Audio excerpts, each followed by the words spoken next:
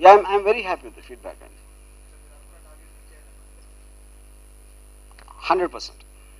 Yeah, I think I'm నాకు ఇప్పుడు one of the best compliments నా లైఫ్లో వచ్చింది. ఇప్పుడే ఎవడో పెట్టాడు నాకు, you are the only true son of NTR అని పెట్టాడు.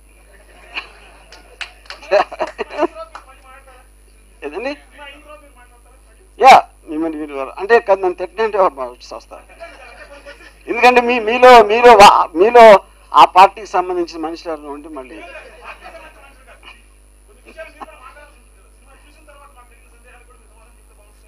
Okay okay.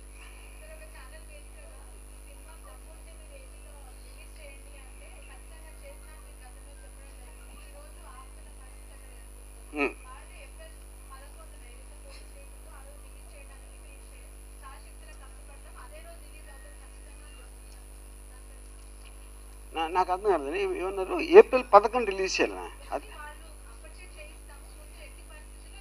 అవును అవును.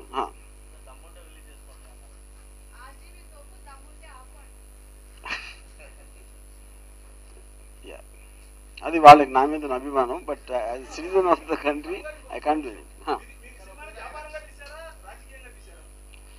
ఇప్పుడు సినిమా అనేది నేను ఒక ఫిలిం మేకర్గా స్టోరీ టెల్లర్గా తీశానండి. నేను వ్యాపారత్వం నేను ఎప్పుడు తీయను కోర్స్. కానీ సినిమా అనేది డబ్బుతో కూడిన వ్యవహారం కాబట్టి కోర్స్ ప్రొడ్యూసర్స్ టైప్ నుంచి 100% వ్యాపారం అనేది ముఖ్యం అవుతుంది.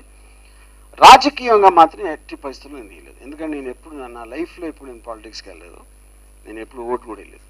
So I'm not political at all. నేను మాట్లాడలేదండి ఆవిడ.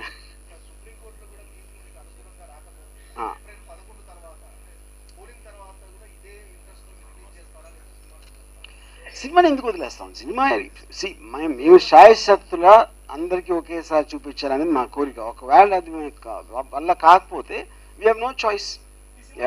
అప్పుడేంటి, ఒకటే చెప్తాను, ఒకవేళ మేము చేయలేకపోతే ఆయన అప్పుడు గెలిచినట్టు మళ్ళీ గెలిచారు అనుకుంటాం.